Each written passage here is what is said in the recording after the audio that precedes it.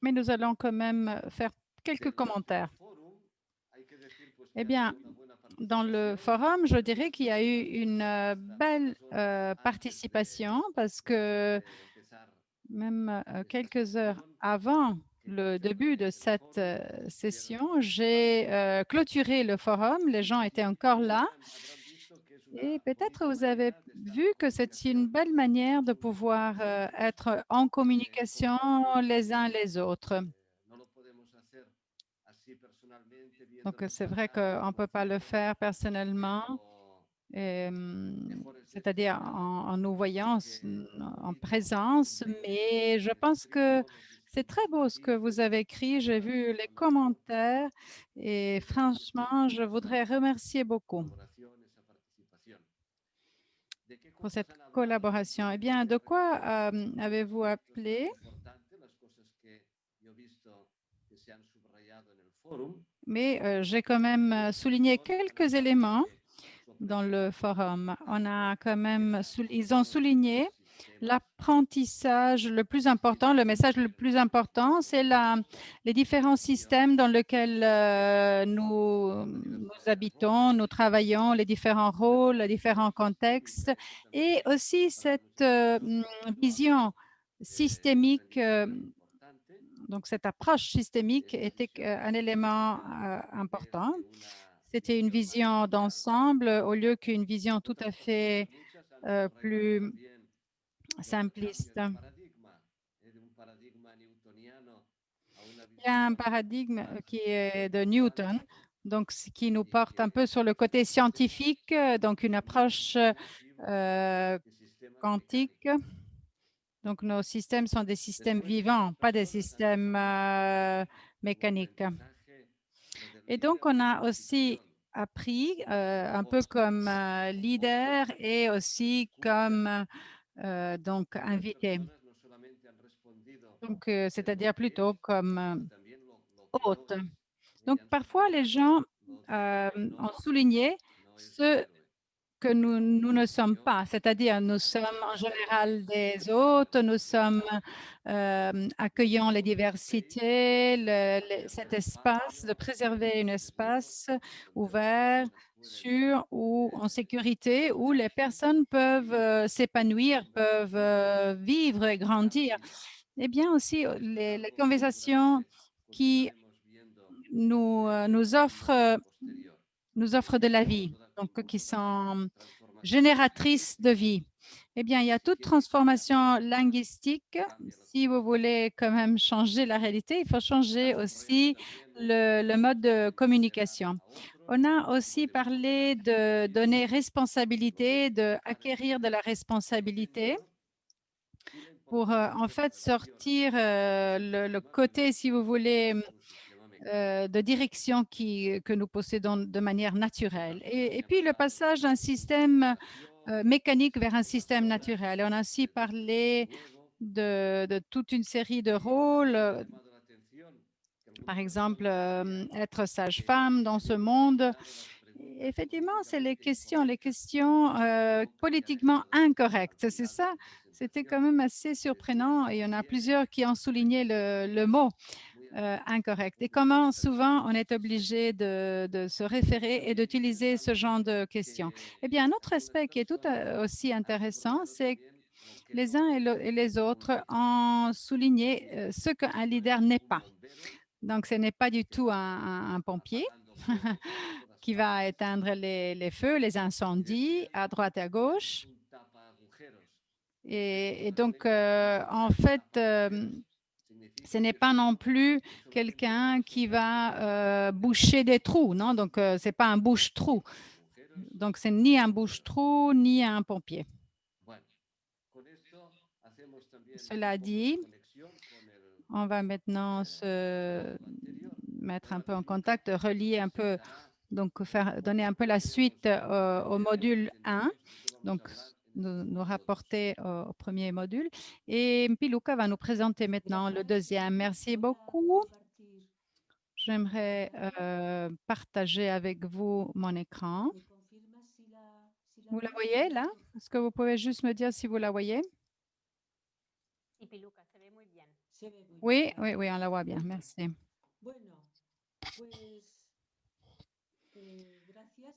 Merci beaucoup. Je vous remercie beaucoup pour votre présence ici, en fait, pour ce module 2. Tout d'abord, je voudrais souligner les éléments principaux du module 1. Donc, si vous voulez, il y a quand même une continuité. C'est un processus que nous sommes en train de bâtir, de développer. Donc, on utilise toujours l'élément, disons, de continuité d'un module à l'autre.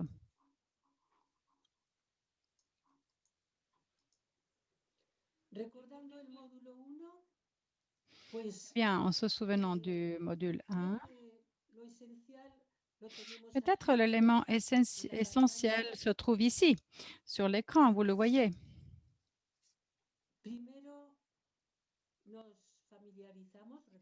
Alors, nous allons tout de suite nous familiariser avec quelques éléments essentiels de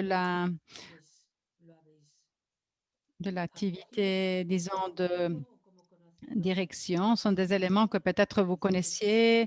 Donc, c'est l'approche systémique, un système vivant, ouvert, le rôle, le contexte, les frontières. Et puis, on a parlé aussi de l'autorité-pouvoir. En fait, c'est une couleur différente parce que c'est précisément le sujet, le thème abordé la semaine suivante. Et comme Émilie vient de nous rappeler, on a aussi réfléchi, qu'est-ce qu'un un leader? Donc, ce n'est pas du tout ni un héros, mais plutôt un hôte. Mais puis d'un héros, il devient aussi, comme on dit, en anglais, c'est host et en espagnol, c'est anfitrión. Donc, c'est le même mot. On n'est pas des héros, mais on est plutôt des hôtes. Et il faut considérer les 4 éléments, les 4 dimensions de notre expérience humaine. Et je pense que c'est un élément important parce que c'est un peu le point de départ de notre module d'aujourd'hui. N'oublions pas, je ne sais pas si vous souvenez, la toute première, c'est la personne. Vous vous souvenez qu'on avait quand même repris cela à travers des images. Et au cours de développement d'une personne, d'un être humain, c'est une personne qui est encadrée dans une famille, dans un environnement qui est relativement limité, délimité, et que petit à petit s'agrandit et qui s'élargit pour englober le contexte. Eh bien, ici, on va donc entrer un peu dans le sujet du module d'aujourd'hui. Comme vous voyez ici, une personne qui est encadrée dans un certain contexte et le contexte est aussi inclut la personne. Et donc, évidemment, là, on met un peu l'accent sur la personne. C'est évident qu'une personne est toujours vit dans un certain contexte. Et donc, il faut absolument faire en sorte que le contexte contienne une personne. Moi, je suis aussi influencée par mon contexte.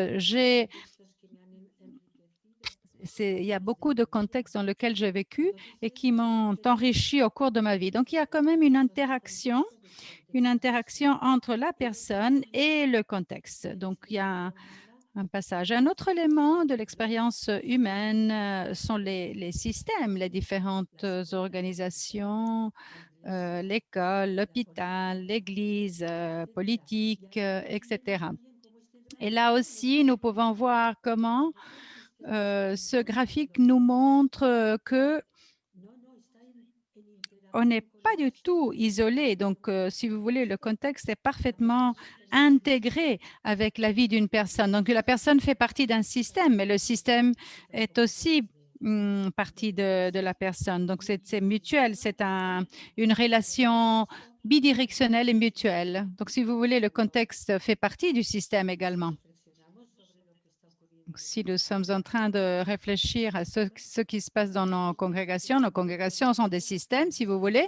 Et là, si vous regardez cette image, vous pouvez bien comprendre à quel point le contexte influence le système et la personne. Donc, si vous voyez, il y a une interaction et qui sont le fruit de notre expérience, mais qui ne sont pas du tout indépendants et isolés. Donc, les uns les autres ne sont pas isolés, mais il y a une interaction permanente. Et le tout pour non seulement les personnes, disons, de foi, mais c'est quelque chose que certainement est enrichi par la présence du Dieu vivant. Donc, on pourrait utiliser la même expression, le Dieu vivant. Le Dieu vivant se trouve et habite la personne, le contexte et le système, mais aussi le système, le contexte et la personne habitent le Dieu vivant. Donc, c'est une réalité qui est profondément dynamique et donc dans laquelle on interagit. Donc, le module d'aujourd'hui va se centrer en particulier dans le contexte. Donc, cette fois, c'est la raison pour laquelle ici, je l'ai souligné. Je l'ai souligné en jaune parce que nous allons quand même aborder la question de la direction, donc du rôle d'un leader, mais du point de vue du contexte. Et les autres éléments, on va les aborder de différentes perspectives. La question que nous nous posons est la suivante. Que signifie exercer donc le leadership dans la vie consacrée en cette période tumultueuse de l'histoire que nous vivons dans le monde, dans l'Église et dans nos congrégations? Nous vivons une période, disons, tumultueuse et, si vous voulez, de difficultés que nous vivons en ce moment. Et en fait, que signifie exercer donc notre direction dans la vie consacrée dans ce monde, dans cette période? Et de quelle forme ce monde a un impact dans nos congrégations, dans la vie consacrée? Parce que, comme je disais, il y a toujours une réciprocité. Donc, il y a toujours un lien et un lien mutuel avec avec les systèmes. Mais il y a un autre élément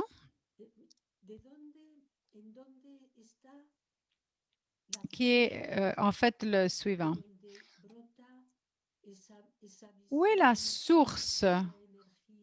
La source, d'où vient cette source? La source de cette motivation, de cette énergie dont nous avons besoin, donc un peu comme la source d'eau. Et quelle est la source qui, eh bien, la source, la réponse à cette question sera la deuxième partie de notre cours d'aujourd'hui.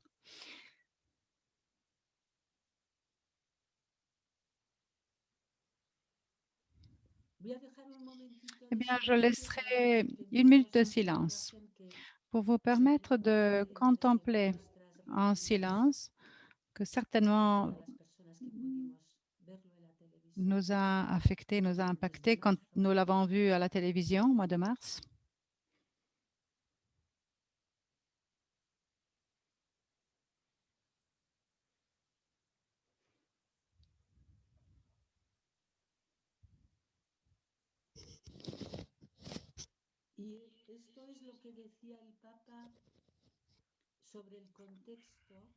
Et voilà ce que le pape, voilà ce que le pape nous disait à l'époque.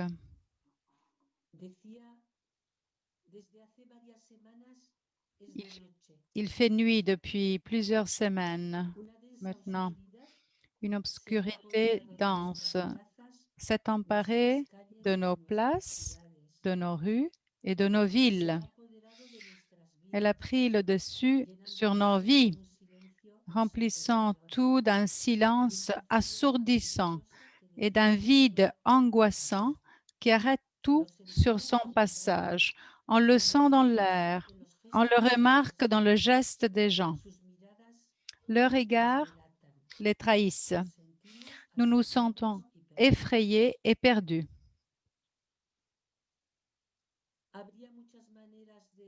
Eh bien, il y aurait différentes ou d'autres formes pour décrire notre contexte aujourd'hui, certainement, nous en tant que personnes.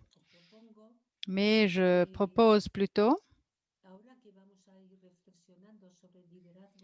que maintenant que nous, par contre, nous réfléchissons et nous parlons du rôle de leader et de la direction, je vous invite plutôt à préserver un peu cette image du pape c'était une nuit à l'époque et que c'était une nuit c'est une obscurité en fait qui s'était emparée de nos places, de nos rues et de nos villes. Et c'est quelque chose qui reste encore aujourd'hui.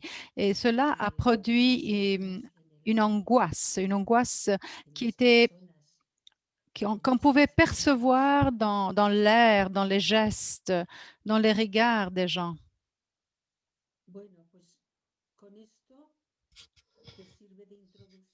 Ceci est un peu en guise d'introduction à notre module d'aujourd'hui. J'aimerais passer la parole à Émilie qui va nous présenter quelque chose de différent. Merci beaucoup.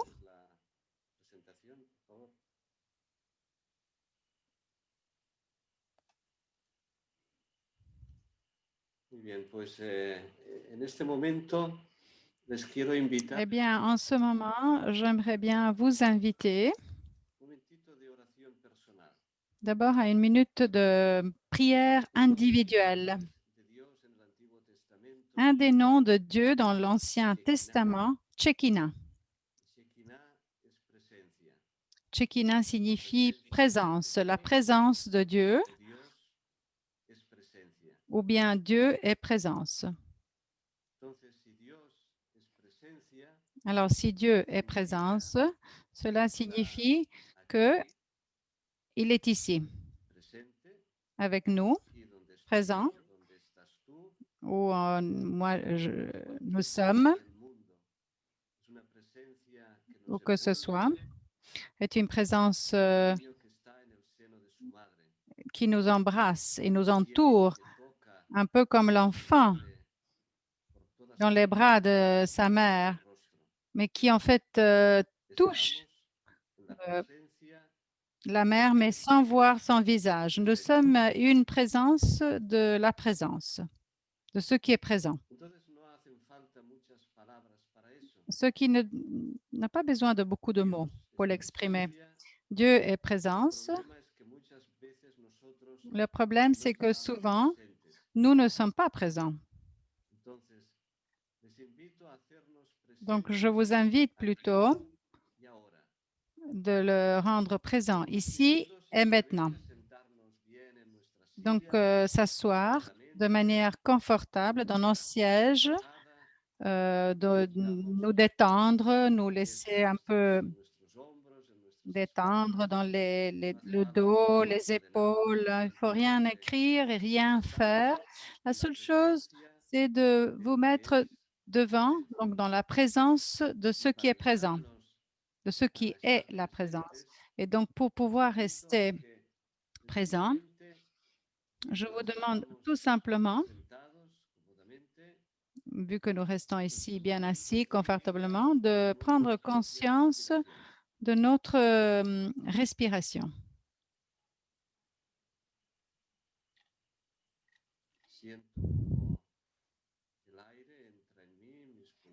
Donc, on écoute le bruit de l'air qui pénètre les poumons, donc pendant l'inspiration, et puis l'expiration, donc l'air qui sort des poumons.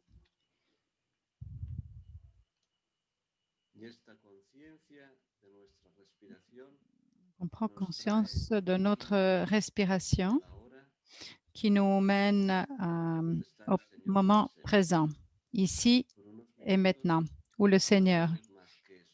Donc, pour l'instant, on laisse, pendant quelques instants, on prend ce temps pour être présent.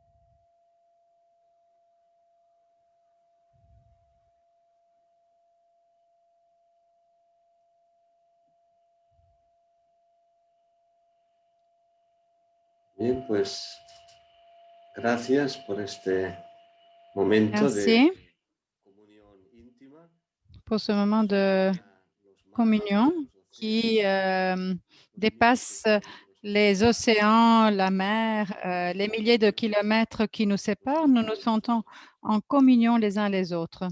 Y en este espíritu Et continuamos c'est dans cet nuestra esprit reflexión que final. nous poursuivons notre réflexion. Piluka.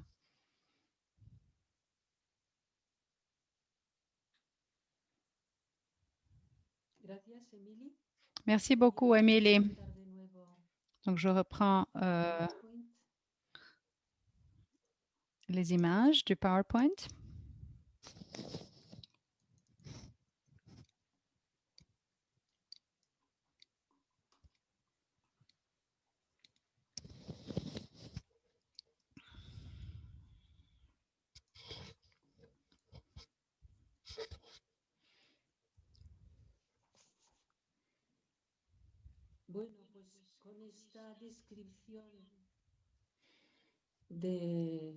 Donc, avec cette description de ce contexte actuel que le pape nous a présenté,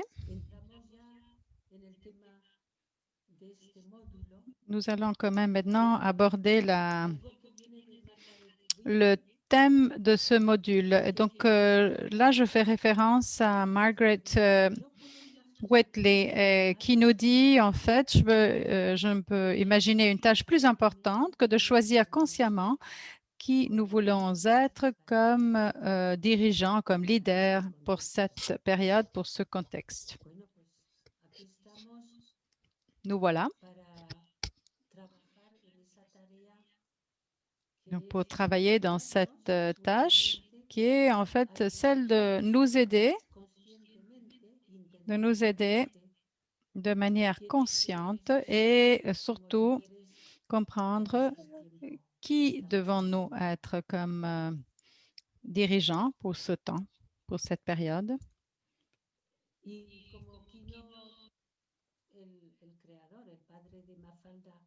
Et comme ici, Kino, donc le père de Mafalda, vient de décéder il y a quelques semaines, tout juste. Je pense que Mafalda, elle est bienvenue ici, car souvent, elle a cette perception d'un monde blessé qui a besoin de personnes qui prennent soin de la santé de l'univers. Et comme on voit ici dans l'image, ce n'est pas une tâche qu'une seule personne peut remplir, mais c'est plutôt la tâche de toute une communauté. Et c'est précisément pour ce moment de notre réflexion, nous allons approfondir deux mots-clés. Le tout premier, c'est l'effondrement ou la décadence et la deuxième, c'est l'émergence. Mais l'émergence, ce n'est pas dans le cas de l'urgence, mais quelque chose qui ressort. Donc, émergence, ça veut dire quelque chose qui ressort. Donc, maintenant, on va nous centrer dans le premier mot qui est effondrement ou décadence.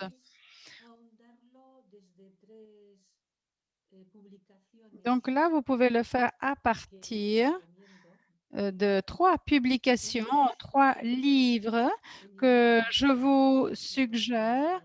Je ne sais pas s'il y a une traduction dans d'autres langues. Et c'est en fait Margaret Wheatley. Who do we choose to be? Qui choisissons-nous être? Donc, je choisis l'ordre chronologique car le tout premier a été publié il y a 3 ans.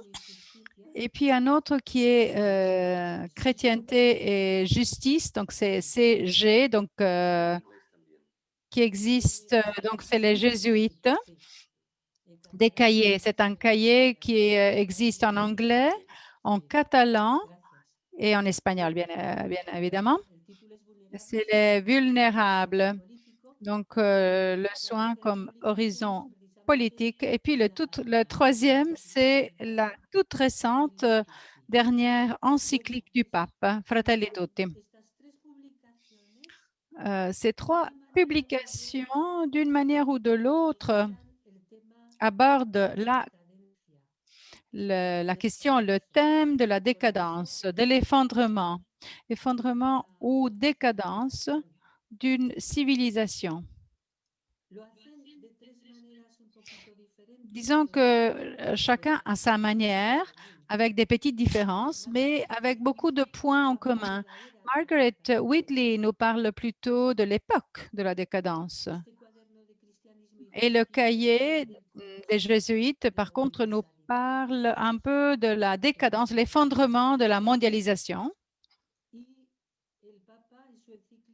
Et le pape, dans son encyclique, nous parle de rêves qui se brisent en morceaux. Le livre de Margaret Whitley, Who Do We Choose to Be? Qui choisissons-nous d'être? Qui fait référence à quelqu'un qui, en fait, qui habite John Glabb, 1800.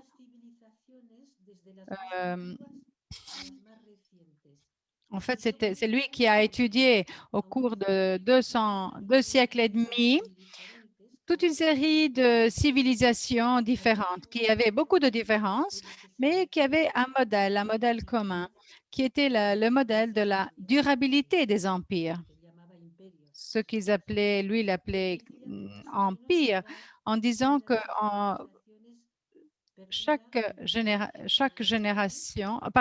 empire dure environ 10 générations, donc 250 ans environ, et qui passe par 6 phases prévisibles, donc une montée au pouvoir, ou si vous voulez, une conquête, puis le commerce, l'abondance, donc la vie intellectuelle, et puis la décadence et la chute. Selon Margaret Whitley,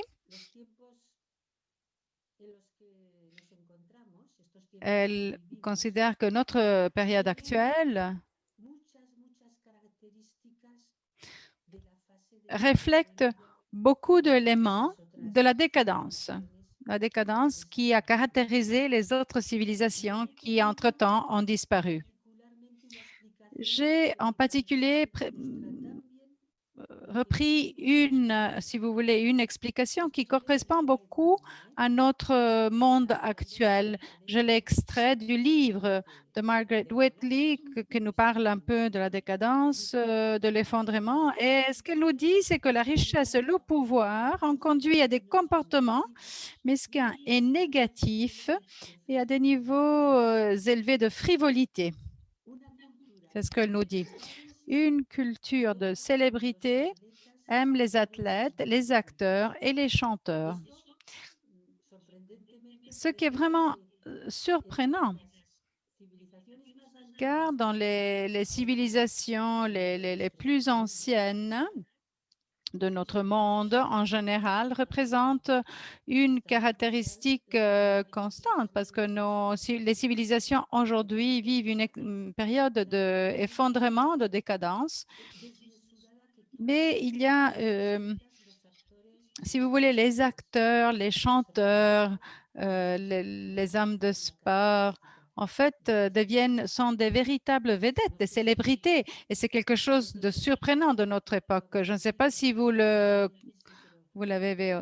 aussi vécu de la même manière, mais est-ce que vous avez quand même vu à quel point les athlètes, les acteurs, les chanteurs ont acquis une importance impressionnante. C'est-à-dire que nous avions besoin, par exemple, on a oublié les gens qui travaillaient dans les supermarchés, qui récoltaient les ordures, le personnel dans les hôpitaux, et les chauffeurs de bus ou de moyens de transport public. Le tout, en général, allait vraiment à l'encontre de notre culture dominante. Par exemple, dans la télévision, j'ai vu un joueur de football qui était dans une piscine piscine incroyable, souterraine, un peu au niveau du garage, donc au sous-sol. Et puis, les murs étaient de cristal, donc en verre. Et là, dehors, il y avait tout un jardin. Et lui, il disait, faites comme nous et restez chez vous. Ben, qui va rester dans dans une maison pareille? Imaginez quand vous avez une toute petite maison, un tout petit appartement, vous habitez à 3, à 4, à 5. Et imaginez cela par rapport à la vie d'un athlète et d'une célébrité.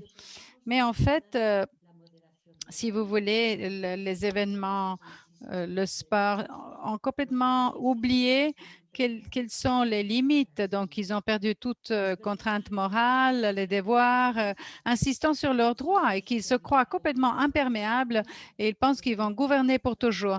Il faut absolument être conscient que cette frivolité, superficialité, cette culture de la frivolité est quelque chose qui en fait dominait, mais qui montre aussi qu'il y avait des priorités vraiment mal placées. Eh bien, ici, je pense que ça, c'est les 4 célébrités plus suivies sur Instagram. Il n'y a pas d'homme de science, aucun savant, aucun poète ou personne de lettres ou théologue, médecin, médecin homme, femme, infirmier, infirmière, personnel humanitaire ou qui est en train de mettre au risque sa propre vie. Et en fait, ici, on entre par contre dans ce que l'autre publication nous dit, qui sont les cahiers CG, donc Justice des Jésuites. Ce cahier nous parle aussi de la décadence, mais nous parle également de l'universalité qui représente une valeur de grande importance, surtout pour nous, nous religieuses et nous croyants et chrétiens. Mais ce cahier nous dit que la culture actuelle, donc si vous voulez, la valeur de l'universalité, a été complètement dérobée et contaminée. Eh bien, nous, dans nos esprits, nous suivons cela comme une valeur que nous pouvons suivre, mais dans la culture actuelle, le marché se trouve dans l'universalité, trouve en fait de l'universalité, en fait, si vous voulez, qui bénéficie en théorique à un sujet planétaire. Donc, un sujet planétaire, mondial, mais tout en ignorant à des personnes spécifiques qui souffrent, donc des personnes physiques, et qui souffrent sur leur propre peau les effets d'une économie prédatrice. Voilà que, en fait, le slogan est celui-là, de l'universalité. C'est le marché néolibéral qui trouve dans cette histoire une justification pour justifier les pratiques financières. Mais le marché néolibéral a complètement contaminé cette histoire, ce message, en fait, pour justifier une action qui est tout à fait l'inverse du but. Et c'est précisément ce que le pape nous dit. Dans l'encyclique, le pape nous dit il y a des expressions qui ont été reprises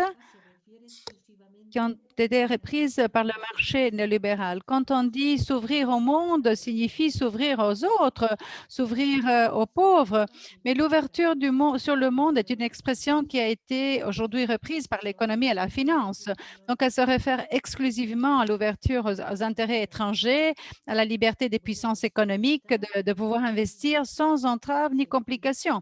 Donc, en fait, cette ouverture sur le monde qui était une valeur humaine, mais qui aujourd'hui a été complètement reprise et contaminée par des intérêts, pour justifier des intérêts de l'économie et de la finance. Et voilà, on reprend ce que Whitley qui nous dit de nouveau, je ne peux pas imaginer une tâche plus importante que de choisir consciemment qui nous voulons être comme dirigeants pour cette période. Eh bien, c'est une question que nous devons nous poser à nous-mêmes. Et nous, que genre de dirigeants voulons-nous être dans ces périodes, dans la période que nous vivons? Il s'agit de penser à notre travail en tant que de leader dans cette période. Nous sommes appelés pour franchement comprendre comment faut-il faire pour récupérer en fait une manière de diriger qui puisse entrouvrir de nouvelles possibilités et qui soit au service d'une humanité différente. Certainement, nous pouvons nourrir de l'espoir, que nous savons très bien qu'au cours de notre vie, de notre humanité, chaque fois qu'il y a eu des périodes de décadence, d'effondrement, l'Esprit nous a quand même offert des prophètes, des personnages prophétiques qui se sont vraiment mis au service du monde. Eh bien, ce genre de direction, c'est un peu dur à l'admettre, mais à présent, il n'existe pas, surtout si nous considérons notre classe politique. Mais nous, dans le cadre de notre sphère d'influence, bien que limitée, nous pouvons faire beaucoup.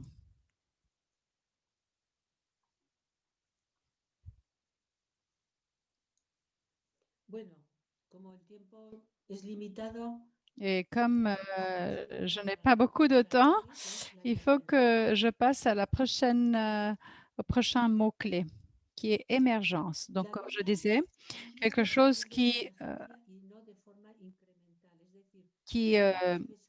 la vie continue à se développer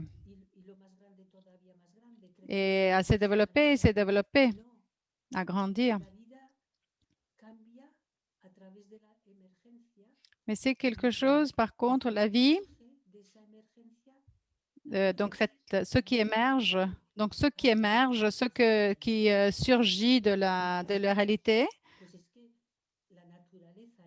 c'est que la vie, que la nature, que le cosmos fonctionne de cette manière. Mais tout simplement, nous sommes un peu cartésiens, nous sommes un peu liés à une mentalité rationnelle et nous n'arrivons pas à le voir, à le comprendre. Mais si vous voulez l'ensemble des différents éléments, mais la vie ne fait que mélanger toute une série d'ingrédients ou d'éléments pour produire quelque chose de tout à fait nouveau. Donc, si vous voulez cette émergence, ce qui surgit n'est pas nécessairement le résultat d'un groupe qui décide ce qu'ils veulent faire, mais c'est la vie même qui se présente sous cette forme. Donc, il ne s'agit pas tellement de contrôler la vie, mais plutôt de l'observer et de la suivre, de l'accompagner et de respecter et de faire le mieux que l'on puisse faire avec tout ce qui surgit. Donc, si vous voulez, l'émergence nous présente toujours une surprise. Soudainement, il y a quelque chose qui est différent par rapport au parti que j'ai développé. Alors, juste pour vous donner un exemple sur l'émergence, j'ai pris du jeu, l'échiquier. Car quand vous jouez aux échecs, il y a des règles bien claires. Et il ne suffit pas, il faut connaître les règles parce qu'autrement, vous ne savez pas comment jouer. Évidemment, l'issue du jeu est tout à fait imprévisible et nous ne pouvons pas jouer si nous ne connaissons pas les règles. Donc, c'est en fait l'issue, donc l'émergence du jeu, même s'il y a des règles, même si vous connaissez bien les règles, vous ne pouvez pas imaginer et anticiper l'issue, le résultat du jeu. Donc, comment on utilise ces règles, mais les résultats, on peut les connaître, mais on ne peut pas connaître l'issue du jeu. Et ceci est vrai également pour notre vie, pour notre réflexion humaine, quand on parle d'émergence dans ce sens. Eh bien, précisément, vous ne pouvez pas prédire l'histoire, parce que c'est notre arrogance, qui est une arrogance séculière, nous a fermé les yeux face à la réalité. On était persuadés que nous pouvions contrôler la vie,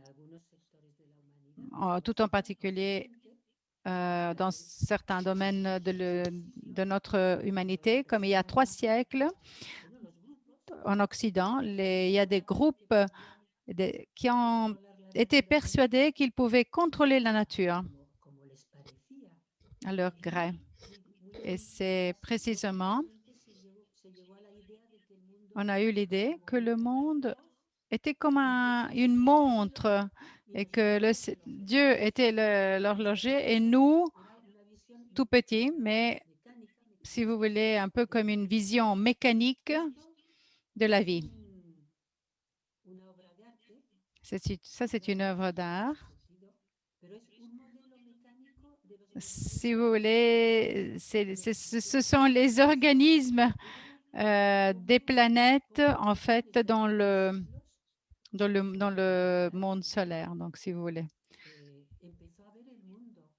C'est la manière de laquelle on a commencé à voir et à regarder le monde, un peu comme les pièces des mouvements des planètes dans le système solaire, en pensant que l'homme pouvait contrôler la nature de la même forme, de la même sorte, au lieu de réfléchir et se rendre compte que la vie et que le monde, l'être humain,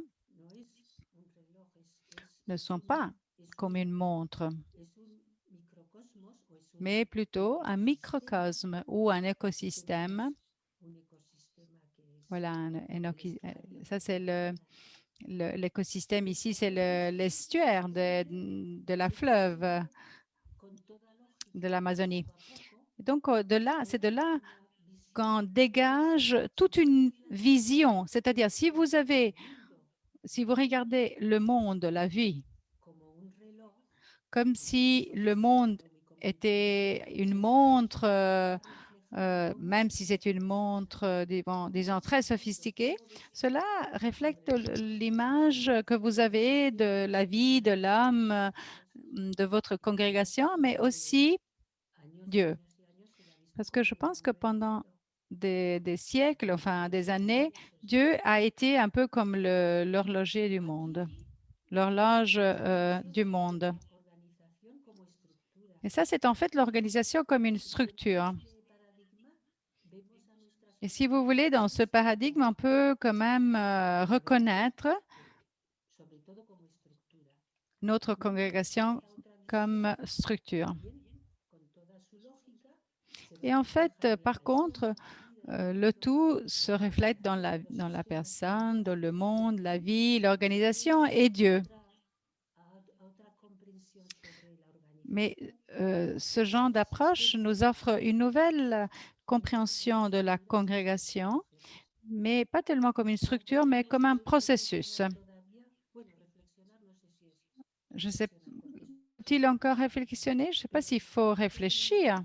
Je ne sais pas s'il faut réfléchir et réfléchir est le mot correct. Mais faut-il changer et à quel point devons-nous changer pour que nos congrégations soient des processus et pas des structures? Nous sommes à un carrefour. Eh bien, ce carrefour,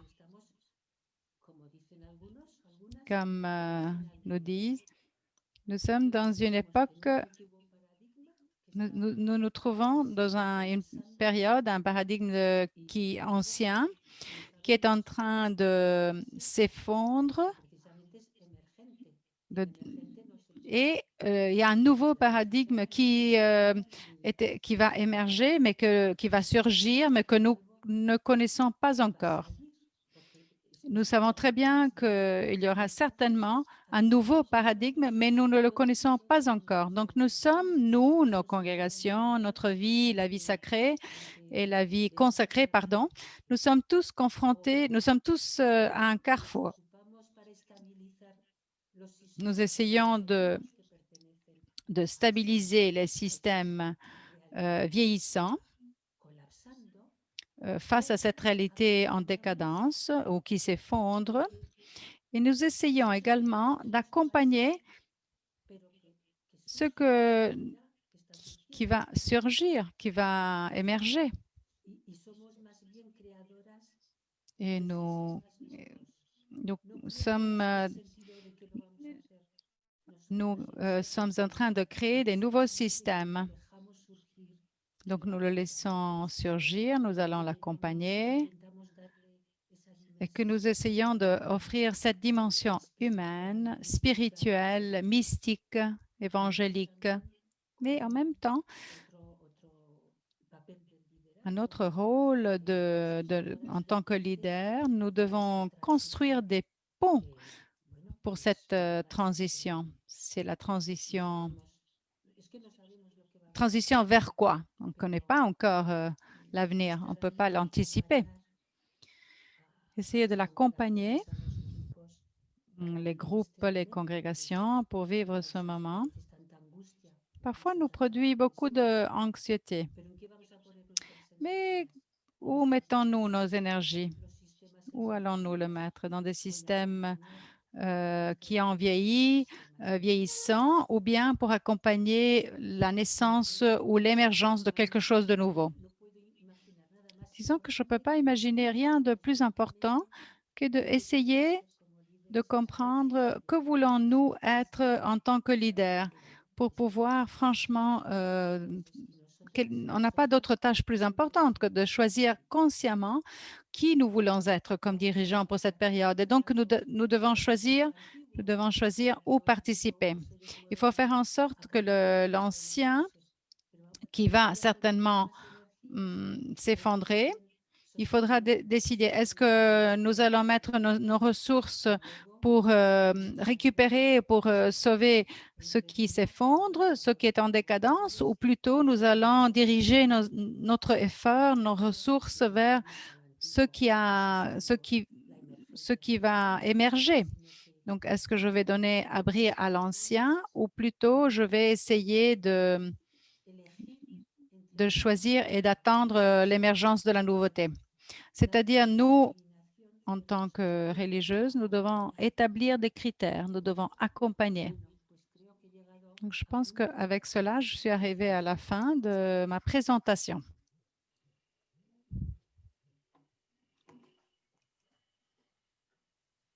Bien, gracias, Piluca. Merci beaucoup, Piluca. Comme toujours, nous avons beaucoup sur quoi réfléchir et certainement, vous savez que vous allez pouvoir relire ces documents qui vont être chargés dans les fichiers. Eh bien, si nous voulons prendre en considération cette époque historique dans laquelle nous vivons, Piluca a essayé de nous offrir des différentes lectures de ce contexte. Il s'agit de réflexions de manière intellectuelle, des savants, des intellectuels ou bien le pape ou Margaret Whitley, qui ont quand même pris le temps pour réflexionner, pour réfléchir. Vous avez exprimé votre vision actuelle à travers des images, à travers des photos. Eh bien, maintenant, je vous invite, pendant quelques instants, vous allez voir avec de la musique sur le fond.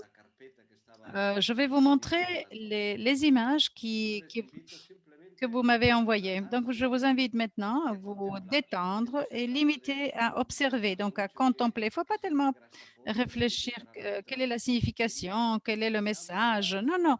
Laissez-vous tout simplement les admirer, les regarder. Que ce soit tout simplement regarder, profiter des couleurs, des images. Peut-être nous allons aussi associer les unes les autres, nous allons peut-être avoir une vision globale à la fin, mais en fait, les personnes avaient un message. Peut-être le résultat va peut-être bien au-delà des attentes.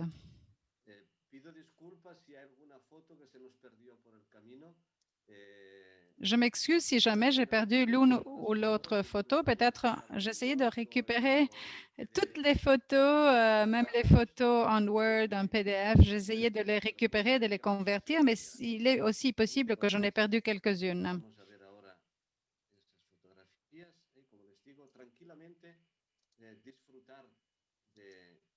Et donc, profitez.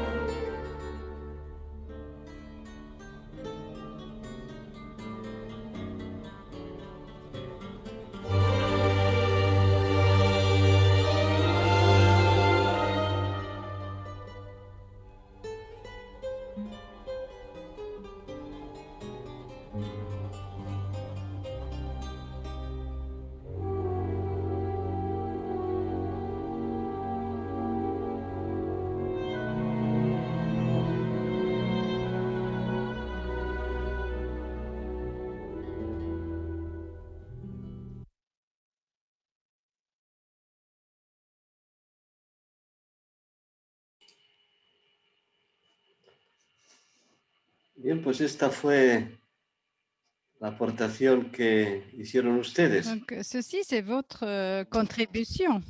Una hermosa C'est fotografía un peu comme une très belle photo d'aujourd'hui, donde un peu comme algunos une de image. ustedes han contribuido con su Et vous avez en fait contribué à votre image. esa ambigüedad del mundo actual de la que Donc, cette, habla Piluca, donde si vous voulez, lo ambiguïté du mejor monde y la actuel. oscuridad están ahí presentes, ¿no? Una parte el caos, el Et donc, en sufrimiento, la fait, enfermedad, si vous la voulez, on soledad, pense à la la esclavitud, durabilité, y por otro lado, l'esclavage, la pauvreté, el amor de la la solidaridad, solitude. Et puis, de la l'autre paz, la côté, l'amour, esperanza, la beauté, de l'espoir, de l'espérance, de hay la mucha esperanza detrás beauté. On de peut estas vraiment fotografías porque voir qu'il y a beaucoup hay d'espérance derrière ha ces habido images, en ces photos. gestación, Parce qu'il y a quelque chose ha habido varias veces en gestation. On voit souvent la mère un momento de pendant sa transformación grossesse, y pendant sa grandes fotografías y las he gestation, donc de escuchado différentes, en la l'une qui avait été presentación utilisée durante par Piluca algunas à la présentation, qui preguntas était debate, saltar euh, en el vacío, sauter donc dans le vide, sauter la toute sabiendo première que d'aujourd'hui, hay le un lugar sauter dans le seguro vide, mais en sachant para llegar. que on va atterrir dans un endroit Eh, qui est un Quería endroit seguir entonces sûr. ahora con J'aimerais una segunda maintenant parte, continuer, poursuivre avec une deuxième réflexion, si vous voulez, un propos un peu différent.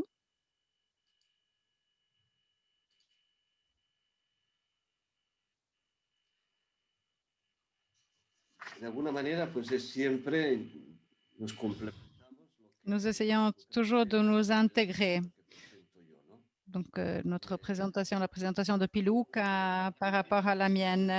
Je dirais que vemos le a la point persona de départ est un peu experimentando comme la dernière fois, on se preguntándonos interroge. por qué. Donc, on se pose une question toute simple. Piluca nos Pourquoi? presentó el contexto Piluca actual nous a un peu y présenté le que con contexte curiosidad actuel, y con honestidad en el donc mejor avec une sentido certaine natural, curiosité, mais curiosité pues saine, toute saine, intentamos nous essayons entender.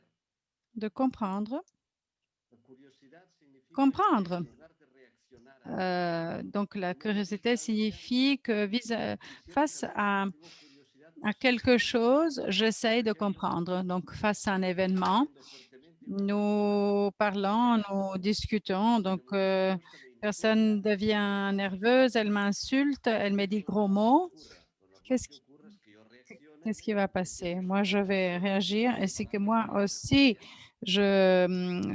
j'utilise des gros mots qui Primero sont encore buscar plus, entonces si vous qué voulez, reacción agressifs et méchants. Ou plutôt, y si esta reaccionación je réagis d'une manière différente, quería entender opposée, qué está avec une pasando en ese curiosité, en momento, disant pourquoi por cette qué personne réagit de la sorte, qué pourquoi dice elle y cómo. elle s'est fâchée Queremos ir de cette manière. una distancia. Si Donc, somos on essaye de prendre une certaine entender qué está distance pasando, et comprendre Piluca nos pourquoi habló de decadencia, la situation colapso, se passe universidad, ainsi. Elle nous a parlé de décadence, diferentes nous a parlé d'effondrement de por l'université, des qué rêves está qui se pasando brisent. y Pourquoi? también Pourquoi tout eh, ceci se por qué passe debemos comprometernos, et ¿no? pourquoi devons-nous ¿Por nous qué tenemos que engager? comprometernos? Pour quelle Piluca raison?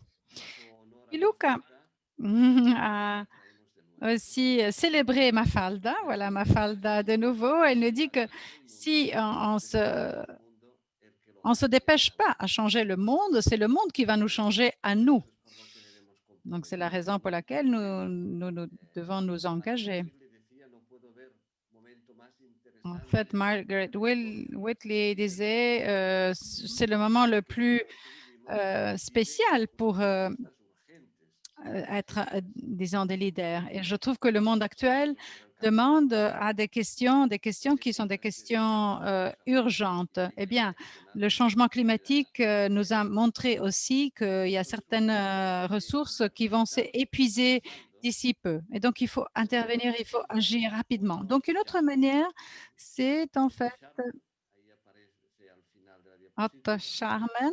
hay una palabra, Vous una avez página web que es en fait une Presencing, page web qui como s'appelle Shaman. Él es presencing.org. el que ha popularizado esa famosa teoría qui a polarisé un peu la théorie de la U.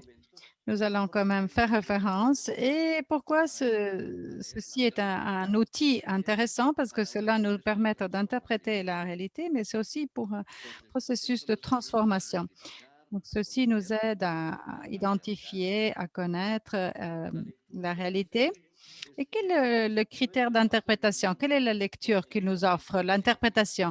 En fait, cela est dû à une brèche écologique. Donc, il y a un clivage, moi et la nature. Et aussi, Pilouk a fait référence à, à,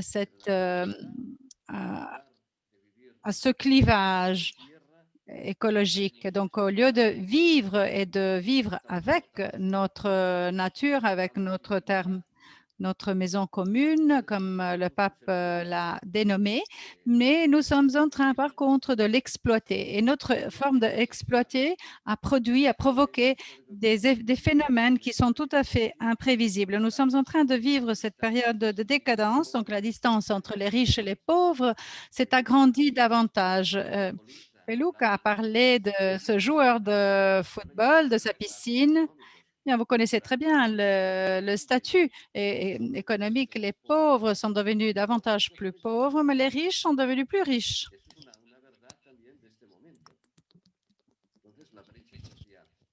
C'est une vérité qui caractérise cette période. Donc, c'est aussi un clivage social, mais c'est aussi une société polarisée. Il suffit de voir dans nos sociétés, si je dis blanc, l'autre noir,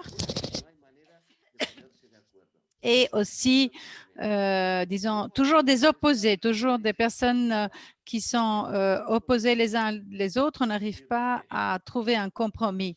Et puis le moi, donc l'ego. Un ego, il n'y a pas un manque d'harmonie, il y a beaucoup de personnes qui vivent, nous aussi, peut-être nous vivons, sans réfléchir, sans prendre le temps de vivre en silence, de réfléchir de manière tout à fait superficielle. Ça, c'est un peu une lecture de ce qui se passe dans le monde. Et une autre interprétation possible, nous l'avons, et j'ai beaucoup aimé Laura Storm.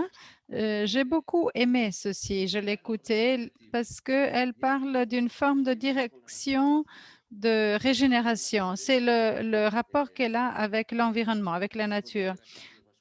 Elle a eu un accident, elle a eu un problème cardiaque et donc elle est restée sans pouvoir parler au cours de certains mois, pendant des mois. Et donc, elle a souffert cette maladie, ce trouble cardiovasculaire, donc elle est restée en silence. Et enfin, ça, c'est le rapport de la personne avec la nature, la personne et soi-même. Donc, si vous voulez, la séparation de genre,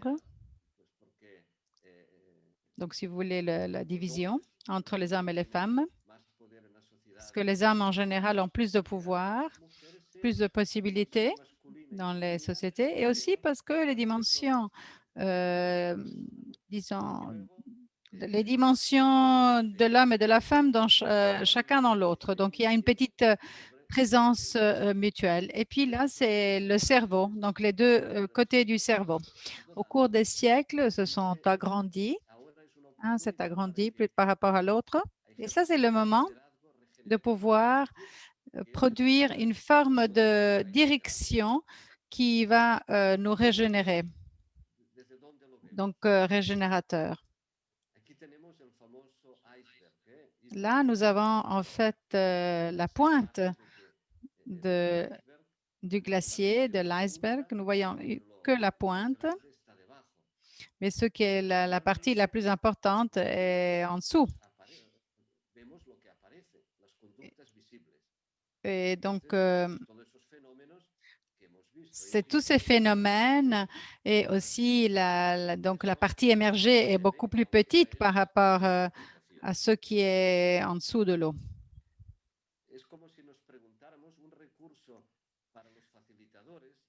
C'est un peu comme si on essayait de comprendre les 5 pourquoi qu'en général les modérateurs utilisent. les gens, il faut se poser la question pourquoi.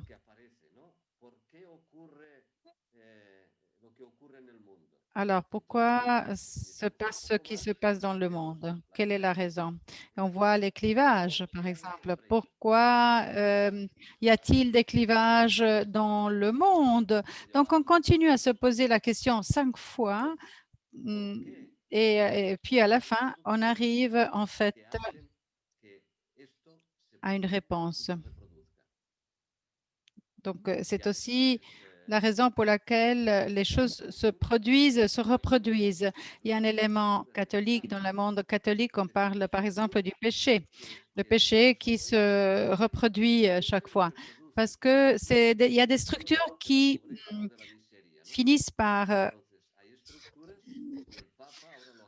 permettre que quelque chose se reproduise. Et par exemple, le pape a publié une vidéo en disant que cette structure économique mondiale ne nous sert pas. Pourquoi? Parce qu'elle produit une fragmentation de notre société. Ce sont des structures qui ne servent pas, qui ne sont pas utiles, qui peuvent être des péchés, qui peuvent être des coutumes, des structures que nous gardons dans nos congrégations parce qu'on dit que c'était toujours comme ça. Mais en fait, ces structures produisent ce que nous ne voulons pas. Nous avons bien clair ce que nous voulons, mais en fait, on ne voit pas que ces structures nous empêchent de faire ce que nous voulons. Mais pourquoi y a-t-il ce genre de comportement? Parce qu'il y a des structures qui le permettent ou des comportements ou des manières de penser, des modes de, par exemple, des paradigmes de pensée, comme Piluca nous a dit tout à l'heure. Nous pouvons changer les structures, donc nous avons souvent des réformes, des réorganisations, mais si nous ne changeons pas notre mentalité, notre paradigme, nous pouvons changer notre vêtement, notre habit, à la manière de changer le mode de pensée, mais si on ne change pas les structures, on n'a rien changé. Par exemple, un leader comme hôte, comme beaucoup de personnes l'ont souligné cela dans le forum, ce n'est pas un héros, ce n'est pas quelqu'un qui est devant, qui est plus important, mais c'est celui qui accueille, comme l'hôte accueille. Et donc, si nous devons aussi refléter cela dans la structure, dans les chapitres, dans les assemblées, dans les réunions, dans les communautés, si cela n'impacte pas tout ce que j'ai dit, il n'y aura pas un changement de comportement. Donc, il s'agit de paradigmes qui doivent après se traduire dans la réalité. Et si nous allons approfondir cela, on essaie de remonter à la source qui, par après, se traduit en structure et en fait en manière de réfléchir. Eh bien, la source n'est pas toujours visible, n'est pas toujours facile à repérer, surtout quand on part de notre ego, de notre moi, qui est quand même souvent prévalent. Et il faut là retrouver, récupérer l'esprit de Dieu. Donc, tout ceci nous montre, et ça, c'est peut-être le message le plus important d'aujourd'hui, c'est que dans ce réseau, donc si vous voulez, ce tissu qui est entrelacé par le contexte et la personne, je voudrais aujourd'hui souligner plutôt la personne, donc la source qui est le message le plus important à mon avis. C'est-à-dire que, en fin de compte, le rôle du leader se résout dans la personne, Et c'est quoi la personne? Plus que la manière de penser, qui peut être certainement excellente, plus que les processus, l'important, c'est qui est la personne. Donc, il faut s'interroger. Et Otto Scharmer nous le dit clairement dans sa théorie. Il s'agit d'une rencontre qu'il avait organisée pour quand des milliers de personnes, c'est-à-dire en particulier quand il a rédigé sa dissertation, Il était avec des milliers de personnes et une de ces personnes était le Bill O'Brien qui lui avait posé la question, qu'est-ce qui peut produire des changements profonds? Il a dit, eh bien, le succès d'une intervention dépend beaucoup des conditions intérieures de la personne qui intervient. Et là, je voudrais lire également ce que Otto Scharmer nous dit. O'Brien était l'ancien conseiller délégué, donc le directeur, donc le directeur exécutif d'une d'une assurance. Ce n'était pas entre Sainte Thérèse ou une autre sainte qui parlait des Écritures, mais c'était en fait le directeur général d'une assurance. Et en fait, la leçon la plus importante que j'ai appris après avoir développé toute une série de projets d'organisation et de modérer et de surtout guider le changement, une direction. Et là, c'est O'Brien qui dit le résultat. Donc, le succès d'une intervention devient beaucoup des conditions internes de la personne qui intervient. Donc, si aujourd'hui, on reste déjà, on se centre sur ce genre de conclusion, ce serait déjà, à mon avis, un grand succès. Alors, vous avez dit dans la fiche, quand vous avez rempli la fiche, vous avez parlé de techniques, mais on ne va pas vraiment vous offrir beaucoup de techniques, je devrais dire. Pourquoi? Eh bien, parce que les meilleures techniques, si en fait vous n'avez pas une personne qui a une condition intérieure adéquate, les techniques ne vont pas servir à grand-chose. Ce n'est pas tellement quelque chose qui peut me concerner. C'est une conséquence, mais c'est aussi un soulagement parce que pour être leader, il ne faut pas non plus avoir un diplôme de Oxford, de Cambridge, mais il faut être authentique, il faut être soi-même. Je me souviens très bien les expériences quand on a partagé, quand on a parlé du premier module. On vous a demandé, qu'avez-vous été, enfin, qu'est-ce qui vous a frappé au cours de votre expérience, c'était la condition intérieure et surtout la personne qui avait pris la parole. J'imagine que vous connaissez, vous savez très bien que l'œil a un point aveugle, donc un point noir, qui se trouve au centre. Et on peut le voir ici. Donc, faites-le maintenant, un angle mort. J'aimerais beaucoup voir votre visage.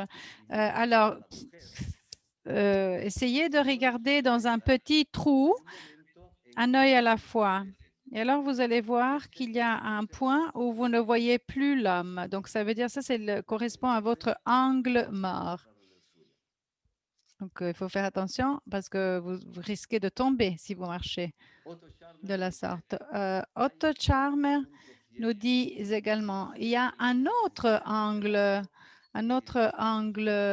mort et cela dépend beaucoup de la manière de gérer les organisations. Nous connaissons bien les résultats, les processus. Nous avons beaucoup étudié, mais en même temps, par rapport à cette source intérieure, cet espace intérieur, que savons-nous? Moi, je ne savais rien. Je ne savais pas si c'était un espace ou deux, mais chaque fois que j'ai parlé avec des leaders d'expérience, des personnes qui ont fait la différence dans le monde, ils m'ont toujours parlé de cet espace intérieur. Et ils m'ont dit également que ceci est la source. Et ça, c'est le point, l'angle mort pour la plupart des gens. Raison pour laquelle ils sont importants et cela il nous produit aussi des résultats, mais qui vont toucher l'angle mort. Donc, pour nombre d'organisations, pour nombre de congrégations, c'est en fait l'espace, donc cet espace intérieur à partir duquel nous agissons. Ça fait partie de notre tradition également et ça, c'est un grand avantage pour nous. Il faut penser que toutes ces personnes font la même chose pour le monde des affaires. C'est un peu la source de ce que nous parlons, de ce que nous disons. Mais en même temps, vu qu'on arrive maintenant à l'intégrer beaucoup, C'est un livre très intéressant que je vous suggère. C'est un peu comment on arrive un peu à cette réflexion. C'est la conversation entre quatre grands qui ont réflexionné au cours des années, changement institutionnel, du leadership. Moi, je l'ai trouvé en italien et en anglais, mais je n'ai pas trouvé, je ne sais pas si je l'ai vu en portugais. J'ai essayé en Amazon, mais je n'ai pas trouvé l'espagnol ou le français. Mais c'est un livre de grand intérêt parce que c'est un dialogue entre les quatre et on apprend beaucoup sur tout ce sujet. Au fond, la théorie, c'est comment comprendre quel est l'angle mort au fond de nos réflexions. Donc, la théorie du U signifie que ce n'est pas suffisant de changer quelques structures par rapport aux symptômes. Il faut changer le paradigme, comme on a vu, et par après, se connecter avec la source de la créativité, de l'universalité, où surgit l'intuition de l'avenir.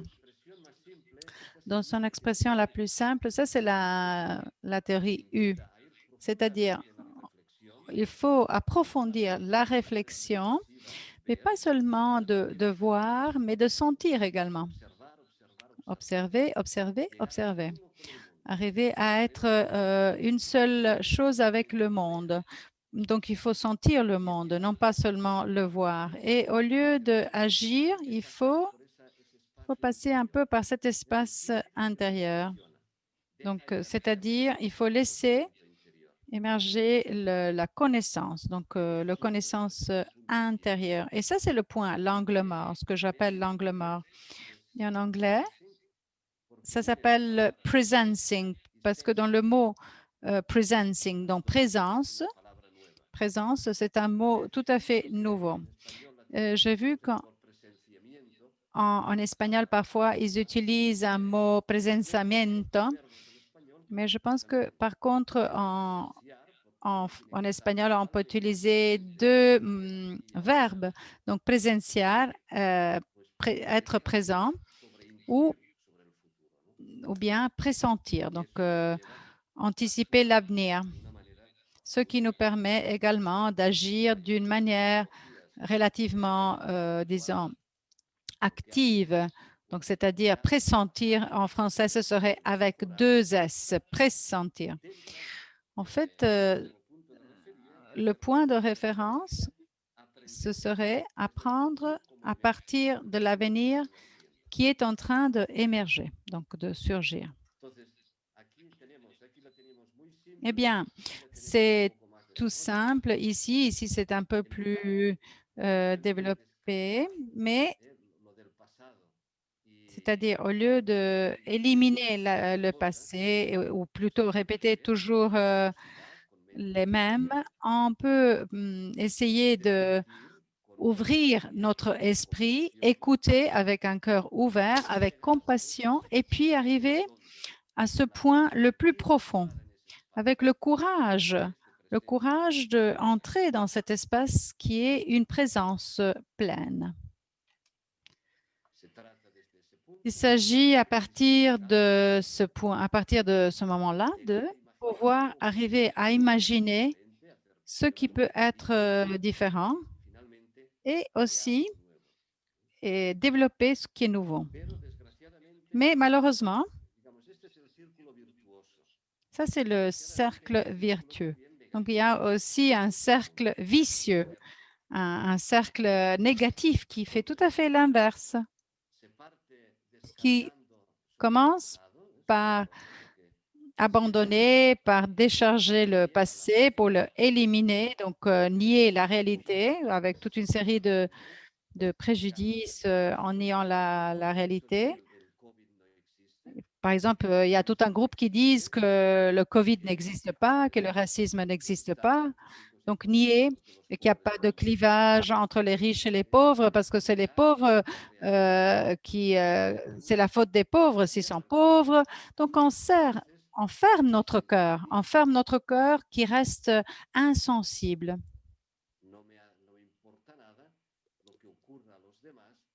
Je m'en fous. Je suis tout à fait insensible aux problèmes autrui par rapport à une présence pleine. C'est de vivre la réalité de notre planète avec une volonté différente. Donc, une volonté fermée, donc absent. Donc, ce que les hommes politiques font, les hommes politiques font ça, ils nient la réalité, ils finissent par passer un message de peur, de crainte. Ils trouvent toujours la responsabilité aux autres. Donc, la responsabilité, c'est les migrants. La responsabilité des malheurs, c'est l'autre qui est différent. Et au lieu de créer, on détruit. Donc, c'est l'ignorance, les préjudices, la haine, la peur. Donc, c'est vraiment essentiel, c'est vraiment important de, par contre, suivre la U de la vertu. Donc, la U qui fait partie du cercle positif. Parce que nous sommes en train de créer quelque chose de positif, quelque chose de nouveau qui est très important. Otto Charmer nous dit également, il nous parle d'une expérience personnelle, c'est-à-dire que quand il était jeune, il était à l'école, il est allemand d'origine, même si aujourd'hui, enfin maintenant il habite aux États-Unis. Il disait, à l'époque, j'étais dans ma classe et donc la directrice du collège lui a dit, bon, tu dois rentrer chez toi parce que c'est très urgent. Mais j'ai vu qu'elle avait les yeux rouges, comme s'il avait pleuré. Donc, au lieu de prendre l'autobus, j'ai pris un taxi.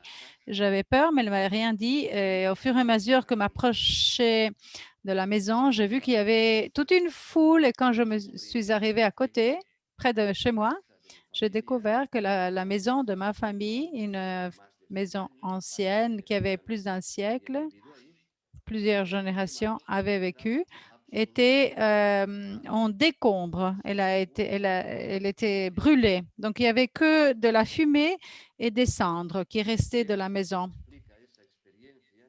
Donc, il nous explique cette expérience après avoir pris ses voeux. Et il a dit, je me souviens que en ce moment, je me souviens que le temps a ralenti jusqu'à s'arrêter complètement. Et je me suis sentie comme si j'étais au-dessous de la dimension physique. C'est un peu comme si je regardais le monde à partir d'une autre dimension. Et aussi, mon esprit. Mon esprit se élargissait dans une prise de conscience toute claire. Et je me suis rendu compte que moi, je n'étais pas la personne que je croyais être.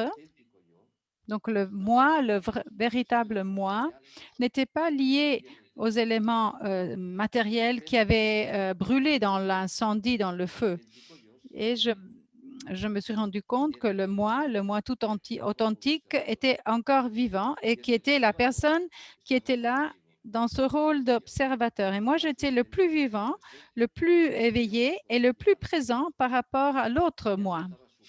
Moi, je n'étais pas, non, je n'étais plus lié contraint à tous ces éléments, ces objets matériels que l'incendie avait détruits. Eh bien, c'est une expérience toute profonde qui le mène vers le bas, le point le plus bas de la U, auquel tous nous arrivons tôt ou tard. Et c'est un peu la prise de conscience où tout est possible.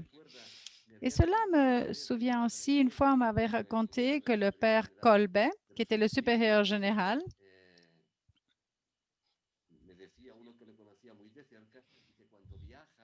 quand il voyageait souvent, non, pour visiter les provinces, eh bien, ils portaient tous dans un petit sac à main. Vous savez, les petits sacs, pas de valise, rien du tout. Et ça, c'était le moment où il avait vécu une expérience au Liban. Alors, quand il était sorti, il y a une bombe qui a explosé et sa maison a été complètement détruite. Je pense que c'était une expérience pareille. Donc, c'est là qu'il s'est rendu compte qu'il n'avait pas besoin de rien pour vivre. Et c'est là qu'il a pris cette leçon. Il y a deux chemins qui nous dit Robert Frost, qui se divisaient dans un bois. Moi, j'ai choisi celui moins parcouru et cela a fait toute la différence. Donc, il y a, si vous voulez, les deux chemins, c'est la U vers le haut et la U vers le bas. Voilà, c'est les deux chemins.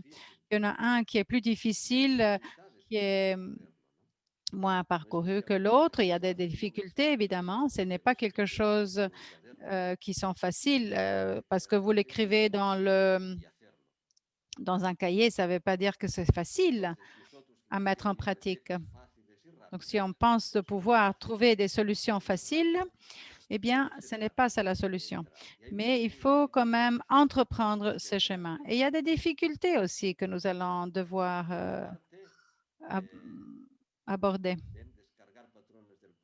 Par exemple, éliminer les modèles du passé. Il faut éliminer et dépasser les modèles du passé. Mais il y a aussi une voie du jugement qui nous sert notre esprit par rapport à des nouvelles informations, des nouvelles idées. Il nous empêche de nous ouvrir.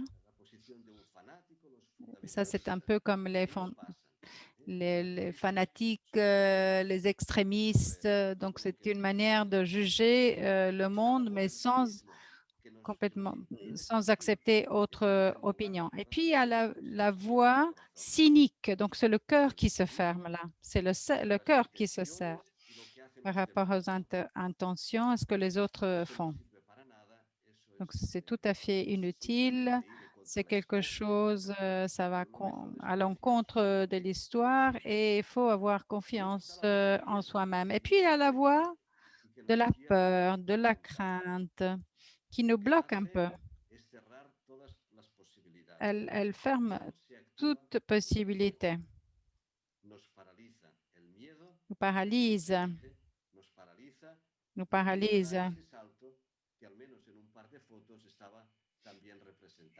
Et donc, elle a été bien représentée. Donc, se connecter avec la source.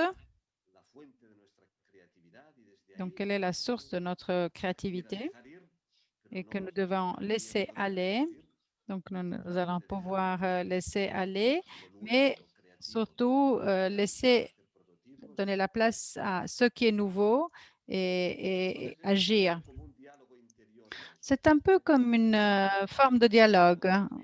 Donc, vous avez toujours la voie de jugement, la voie cynique et du cynisme et la voie de la peur, de la crainte. Donc, le tout pour essayer de nous protéger, c'est une forme d'autodéfense pour nous protéger face à un avenir qui est tout à fait incertain. Mais le problème, qu'ainsi faisant, on bloque le chemin pour, disons, l'épanouissement.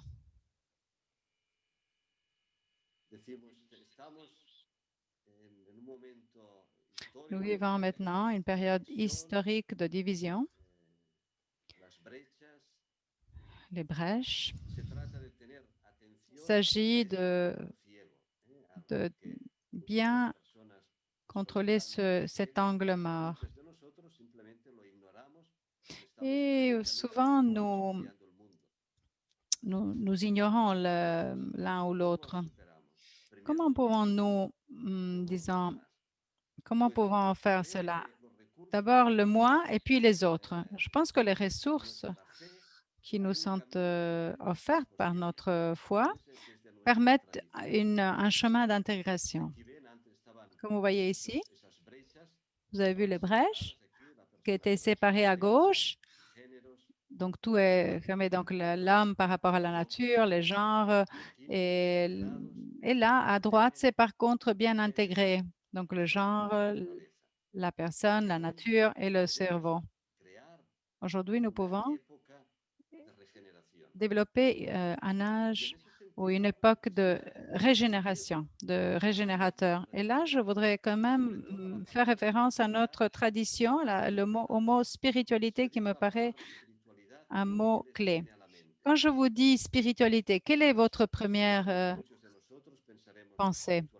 J'imagine la spiritualité du fondateur, du fondatrice. On va penser tout de suite en quelque chose de spirituel. Par contre, spiritualité fait référence à la personne toute, disons, entière, intégrale.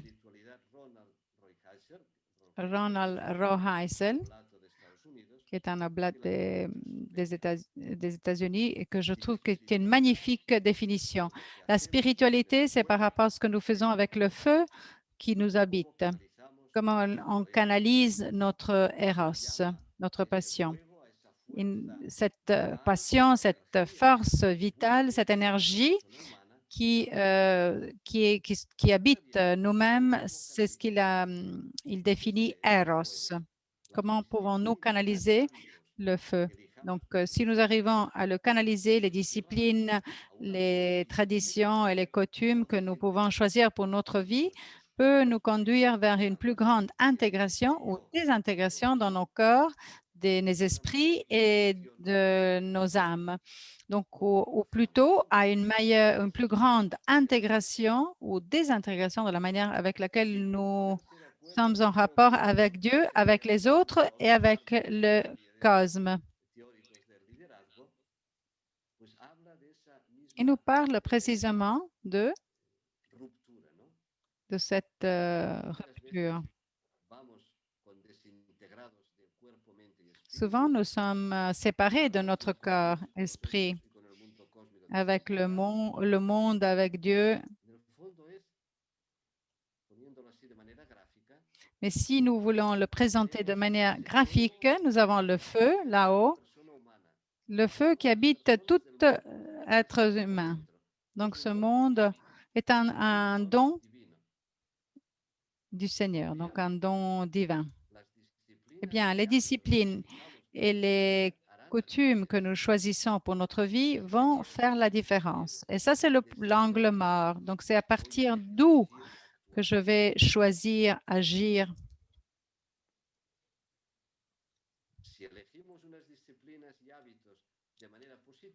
Si on choisit des styles de vie, de modes de vie, de coutumes positives, elles vont nous intégrer. Mais si par contre, on choisit des disciplines ou des coutumes qui ne sont pas positives, elles vont nous désintégrer.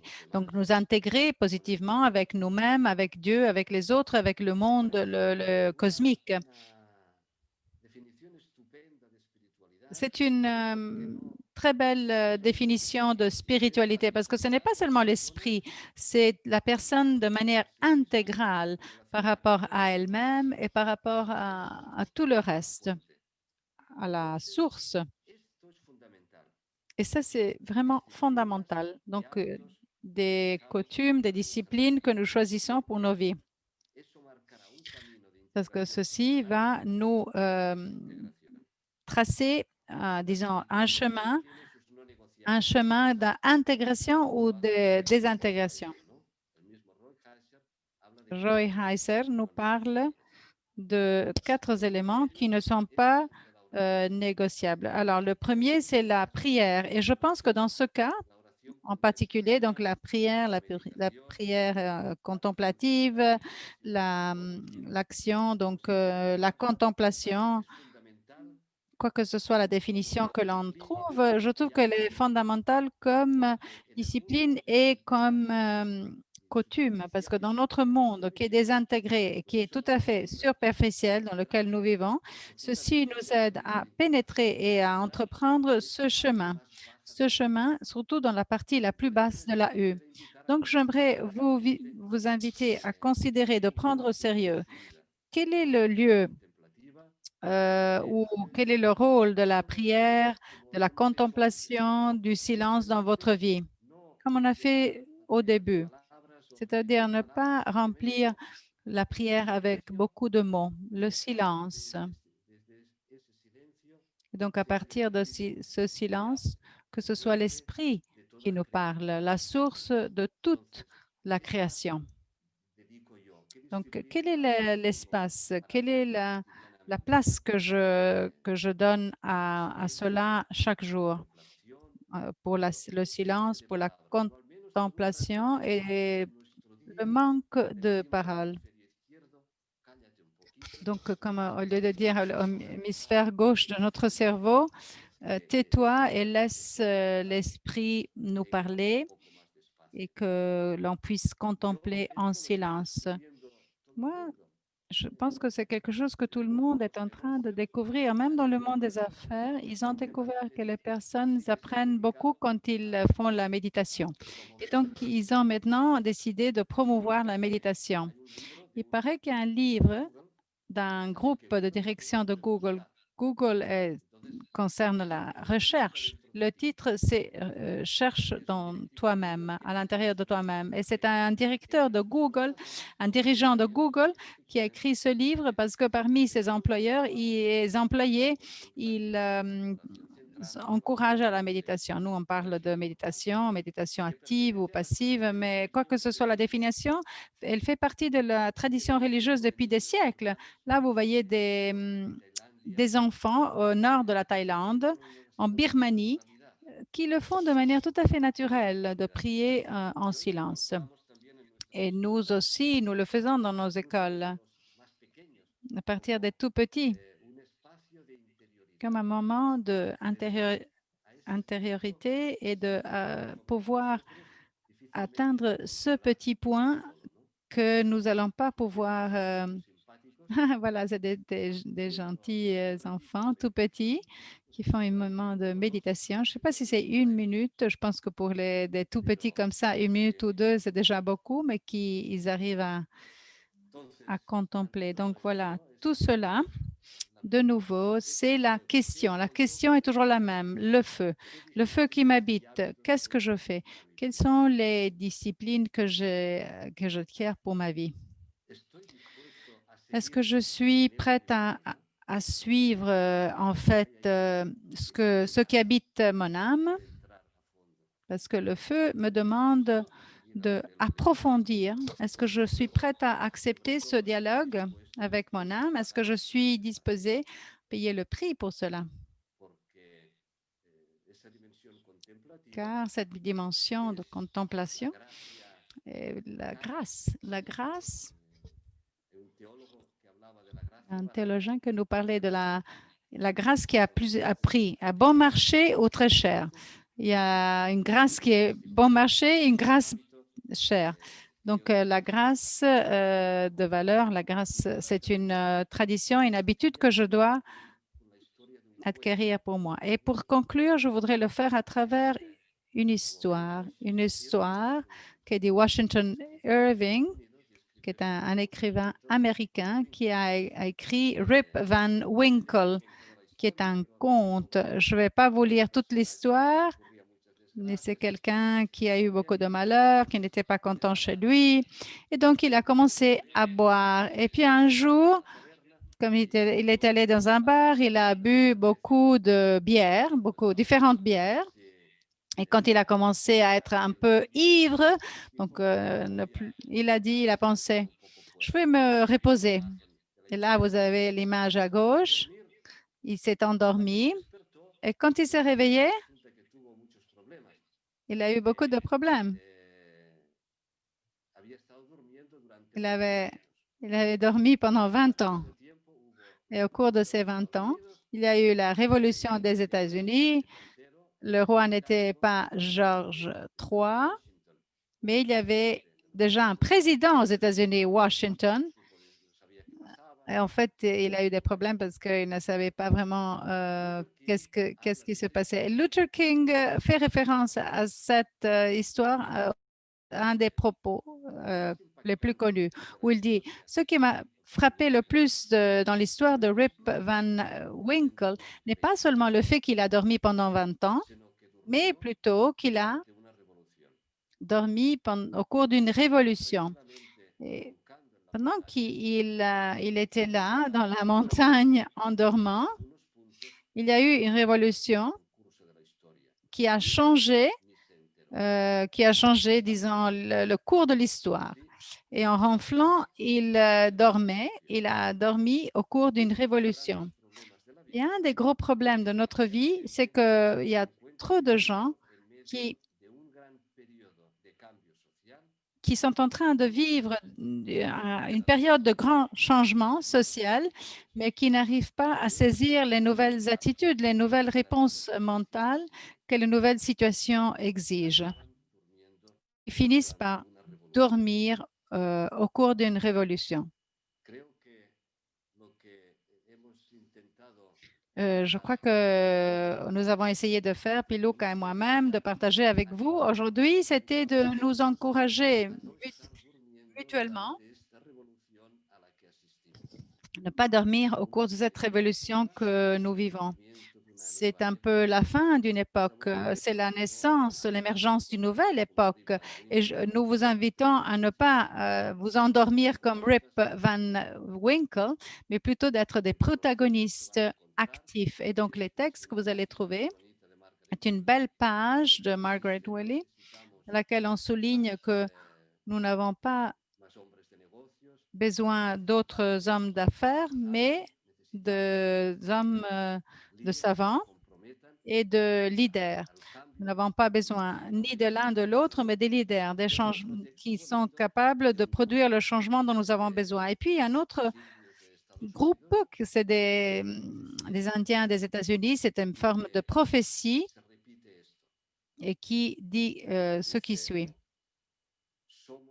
Nous sommes ceux que nous étions en train d'attendre. Donc, on ne doit pas attendre l'arrivée, la montée de grands leaders, qu'il y ait, par exemple, un prophète ou un messie, parce qu'il n'y a pas de messie, mais c'est nous-mêmes qui nous pouvons produire ce changement. Mais ce chemin vers la U, pour qu'elle puisse être ce qu'on s'attend de nous-mêmes, est un chemin de simplification. Tout ce dont vous avez besoin est moins. Vous connaissez, il y a la chanson des Beatles, All You Need Is Love. Tout dont vous avez besoin, c'est l'amour, et il a été un peu changé, c'est-à-dire moins et plus.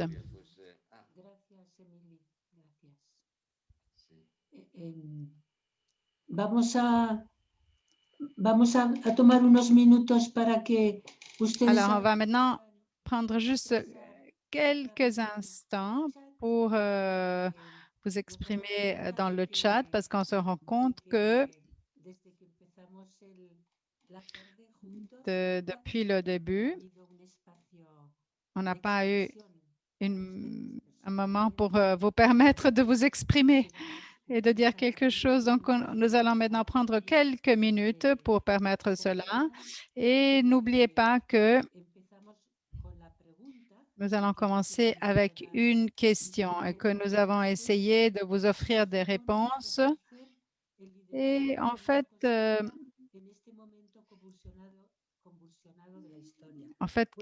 qu'est-ce que représente la vie consacrée dans ce moment, disons, tumultueux de la réalité? Donc, il faut dire ce qui vous habite et surtout ce que vous sentez, ressentez à l'intérieur, et que vous puissiez le dire, l'exprimer d'une manière ou de l'autre, que ce soit par dans la chat, vraiment écrivez ce que vous ressentez à l'intérieur. Je vois que vous êtes en train d'écrire beaucoup dans la chat à toute vitesse, mais peut-être je vous demanderai de faire une petite pause, juste une minute, de faire une petite pause et de reviser un peu et faire un peu un écho de ce que vous ressentez.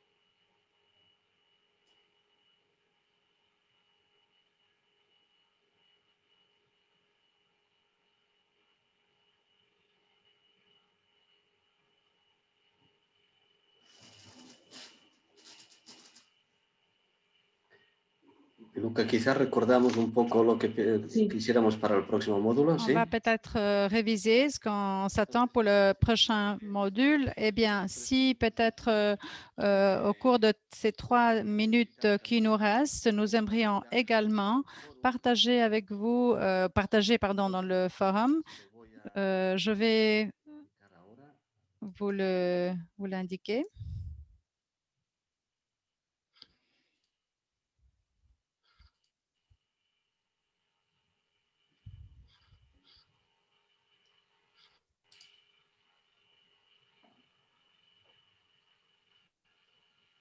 Muy bien.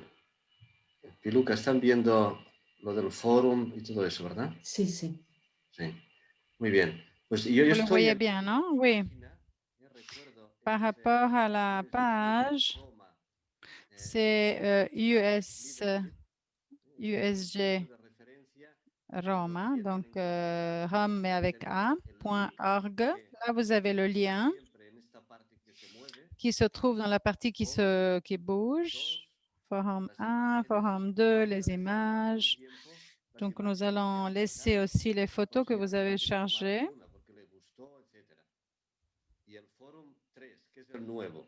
Et puis le Forum 3 qui est le tout nouveau. Et en fait, là, vous vous trouvez dans le Forum 3, vous avez le Forum 1 avec les caractéristiques, module 1 qui était le tout principal. Et puis, la question maintenant que je vous pose est la suivante. Essayez de répondre avant le 19 octobre.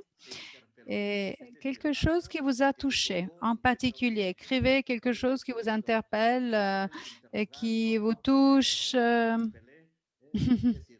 Voilà les mots en plusieurs langues dans ce module.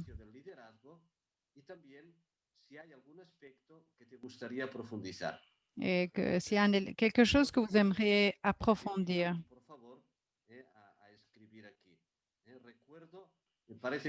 Et donc, je pense que la plupart, comme il y a 600 et là aussi 400, quand on ouvre là, vous cliquez là, ça s'ouvre, il y a des personnes qui ont déjà écrit.